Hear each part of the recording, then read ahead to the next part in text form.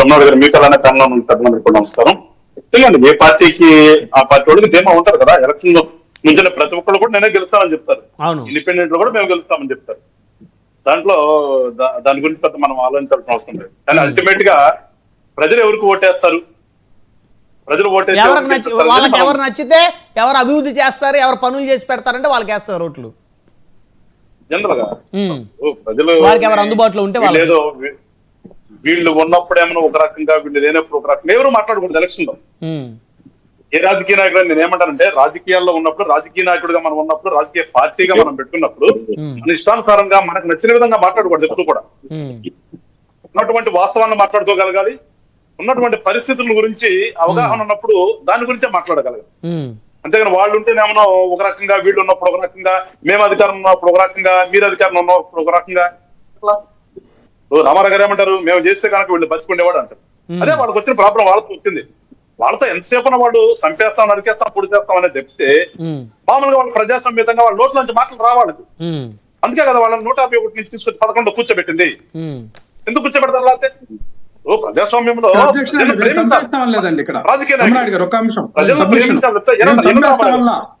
ఆయన హత్యా రాజకీయాలని క్లెయిమ్ చేశాడు. ఏది ఎమ్మెల్సీ ఏదైతే రామ్ గోపాల్ రెడ్డి గారు హత్యా రాజకీయాలు వైఎస్ఆర్ కుటుంబం చేసిందని మాట్లాడిందని నేను కౌంటర్ చేశా, కానీ మేము హత్యా రాజకీయాలు చేస్తామనలేదు.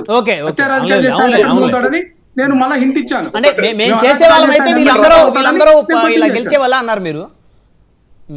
అదే అవునండి, ఎట్లా ఆయన ఎట్లా ఈ రోజు మాట్లాడగలుగుతాడా? చేస్తే మా ప్రభుత్వంలో ఆయన ఎలా ఎమ్మెల్సీ ఎలా అవుతాడని నేను క్వశ్చన్ చేశాను. నేను హత్యా రాజకీయాలు నేను మాట్లాడలేదు, మేము చేస్తామని నేను మాట్లాడను.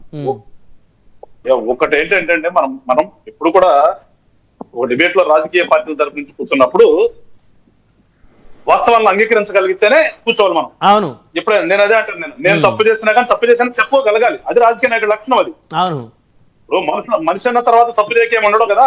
అంతే కదా. ఇప్పుడు అవునన్నా కాదన్నా రామారావు గారు ఎంత డిపెండ్ చేసుకున్నా పులివెందుల యొక్క రాజకీయ పరిస్థితులు రాష్ట్రంలో ప్రజలకు తెలియవా? పులివెందుల ప్రాంతాల గురించి తెలియదా? పులివెందుల్లో వాళ్ళకున్నటువంటి ఆధిపత్యం గురించి ప్రజలకు తెలియదా? ఇవాళ మనం ఎంత జాగ్రత్త కదా. అది కొన్ని మనం ఏదో ముసుగేస్తే జాగవు. సో అలాంటప్పుడు మనం వాటిని ముసుగేసే ప్రయత్నం అడగడం, వాటికి ముసుగేయాల్సిన అవసరం లే. వాస్తవాన్ని ఎప్పుడు ప్రజలు తెలుసుకోవాలి, ప్రజలు ఏదైతే ఉంటుందో అది చూస్తారు కదా. ఇవాళ అక్కడ బై ఎలక్షన్ వచ్చింది. బై ఎలక్షన్ వచ్చినప్పుడు ఖచ్చితంగా అందరూ కూడా పోటీ చేద్దామని ఆలోచన వస్తారు. ఇందాక మీరు మాట్లాడినటువంటి వ్యక్తి కూడా ఇండిపెండెంట్ కేసి ఇండిపెండెంట్ నేను గెలుస్తాను, అధికార పార్టీ ప్లస్ ప్రతిపక్ష పార్టీ కంటే కూడా నాకు ఇక్కడ బలం ఉందని నేను గెలుస్తానని చెప్పేసి దమ్ముగా చెబుతున్నాడని చెప్తున్నాడు కనుక మన ఎమ్మెల్సీ గారు మాట్లాడు కూడా అదే చెప్పారు. అలాగే ఒక ఎలక్షన్ వచ్చినప్పుడు ఆ ప్రాంతంలో ఉండే వాళ్ళు ఔత్సాహకులు ఎవరు ఉంటారు వాళ్ళందరూ కూడా పోటీ చేస్తారు అక్కడ. కాకపోతే అక్కడ ప్రజలు ఫ్రీ ఎలక్షన్ జరిగినప్పుడు ఎవరికి ఓటేస్తారని మనం చూడాలి. నిర్బంధంగా జరిగినటువంటి ఎలక్షన్ లో మనకు తెలియదా? అవును, ఎన్నిసార్లు రిగ్గింగ్గా జరిగిన విషయాలు తెలియదా? ఓట్లు వేయడానికి ప్రజలు ఇంట్లో నుంచి బయటకు రానివ్వకుండా 10 గంటలతో 11 గంటలతోనే ఆ బూత్ లో ఉన్నటువంటి ఓట్లన్నీ వేసేసుకుని ఎలక్షన్ అయిపోయింది, మీరు ఎవరు రావద్దని చెప్పిన సంగతులు తెలియవు మనకి. రాష్ట్రంలో ఎన్ని ప్రాంతాల్లో ఉన్నాయో తెలీదా? ఒక్కసారి ఫ్రీ ఎలక్షన్ జరిగితే ఏమైతే మనం చూడాలి. రేపు జరగబోతున్నది అక్కడ ముమ్మాటికి ఫ్రీ ఎలక్షన్ జరుగుతుంది. ఖచ్చితంగా మేమైతే నిర్బంధంగా అక్కడ చేయాల్సిన అవసరం లేదు. మాకు ఇప్పుడు అక్కడ జడ్పీటీసీ గెలిచినందువల్ల మాకు వనుగోలేదు కూడా ఏమి లే. అది గెలిచేస్తే పులివెందుల్లో నుంచి జగన్మోహన్ రెడ్డి గారు రేపొద్దున ముఖ్యమంత్రి కాడు ఆయన. అవును, అలా కాదు గాదే గారు. పులివెందుల జడ్పీటీసీ వైసీపీ ఓడిపోతే ఖచ్చితంగా జగన్మోహన్ రెడ్డి గారి పట్టు పులివెందుల్లో కాస్త సడలింది అనేది ఒక ఇండికేషన్ వెళ్తుంది.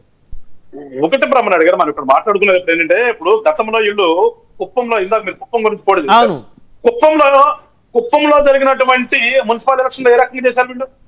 నామినేషన్ చేయించారా? గెలిచారు కదా. మరి మొన్న ఎలక్షన్ ఏమేం జరిగింది? మొన్న ఎలక్షన్ ఏం జరిగిందండి? ఇప్పుడు ఆ రోజున ఇష్టానుసారంగా చేశారు వాళ్ళు, వాళ్ళకి తెలుసు. ఇప్పుడు రామారావు గారు మాట్లాడుతున్నాం కదా, రామారావు గారు కూడా గుండెలు చెవి వేసుకుని మాట్లాడమనండి ఎలక్షన్ గురించి మాట్లాడేటప్పుడు. నేను అంటాను అంత మాత్రం అదే మీకు పెద్ద తీర్పు కదా నేను అంటుంది. ఒక్కసారి వచ్చినంత మాత్రం నేను కాదు. అక్కడ ఆటోలో వీళ్ళు అన్నట్టుగా ఇప్పుడు 10,000 ఓట్లు అంటే అక్కడ ఉంది. 10,000 ఓట్ల గురించే మనం ఇదే పరిస్థితులే. కానీ అక్కడ ప్రాంతంలో ఇంతకుముందు అభివృద్ధి జరిగిందా లేదా? అభివృద్ధిని ఎవరు అడ్డుకున్నారు? అభివృద్ధికి ఎవరు విఘాతం కలిగించారు? సింపుల్ కదా. అప్పుడు అక్కడ లిఫ్ట్ ఇరిగేషన్ కూడా పెడితే ఆ చెరువుల్లో వాటర్ తీసుకొస్తే అక్కడ ఉన్నటువంటి వందలాది వేలాది మంది రైతులు ఆ అరటి పంటల ద్వారా లబ్ధి పొందుతారు. లబ్ధి పొందితే వాళ్ళ జీవనం వాళ్ళు గడుపుతారు. వీళ్ళ మాట వాళ్ళు ఎన్నరు. అదే కదా. ఇప్పుడు దాకా అటువంటి రాజకీయాలు ఏం జరిగినాయి? ఎవడో కూడా రైతైన వాడు పొలం వాడు పండించుకుని కనుక వాడికి 4 రూపాయలు ఇస్తే వాడు మన మాట వినడు. అవును. సో వాడికి పంట పండకూడదు, ఆ ఫెసిలిటీ మనం కల్పించకూడదు. వాడు ఎప్పుడూ కూడా దేహి అంటూ ఉంటే మనం నొక్కుతాం కదా బట్టను, మనం నొక్కే బట్టన్ కోసం వాడు ఎదురు చూడాలి. అది కదా ఇప్పుడు జరిగింది. కానీ ఇవాళ మేమంటున్నాము, మీ పంటలు మీరు పండించుకోండి, మీ బ్రతుకులు మీరు చక్కదిద్దుకోండి, దానికి కావాల్సినటువంటి సౌకర్యాలు ప్రభుత్వం ఏ రకంగా చేయాలో ప్రభుత్వం విధిగా భావించి మేము చేసి పెడతామని చెప్తున్నాం. మా మాట నమ్మారనుకోండి ఇలా ఓట్లు మాకేస్తారు, మా మాట నమ్మలేదు అనుకోండి వాళ్ళు అనుకున్నట్టుగా వాళ్ళని నమ్ముతారు. అవును. కానీ అక్కడ ఉన్నటువంటి పరిస్థితులను బట్టే మేము ఎలక్షన్ వెళ్తాం. వీళ్ళకిలాగా ఏదో దుర్మార్గాలు చేసేస్తారు, అవసరంలో మాకు అది. మళ్ళీ చెప్తున్నా, పులివెందుల బై ఎలక్షన్ లో వచ్చేటటువంటి ఎలక్షన్ లో అది ఇంకా నాకు తెలిసి సంవత్సరం ఉంది. దాన్ని వాళ్ళు మేమేదో వీళ్ళ కోసం అక్కడ కూర్చుని బలవంతంగా వీళ్ళ మీద రుద్ది మేమేదో వాళ్ళని డబ్బులు ఇచ్చి వీళ్ళకి ఏదో కొట్టి దండగొండం చేసి గెలవాల్సిన అవసరం మాకు లేదు. మేము ఎప్పుడు కూడా ప్రజాస్వామ్యంగా ఉంటాం, ప్రజాస్వామ్యం గౌరవించే వాళ్ళం. మేము ప్రజాస్వామ్యం అంటే ఏంటో గౌరవం లేని విలువ లేనటువంటి వాళ్ళు వైఎస్ఆర్ పార్టీలో ఉన్నటువంటి లీడర్స్. అవునా కదా? వాళ్ళు ఎట్లా ఎగ్జాంపుల్ చెప్పండి.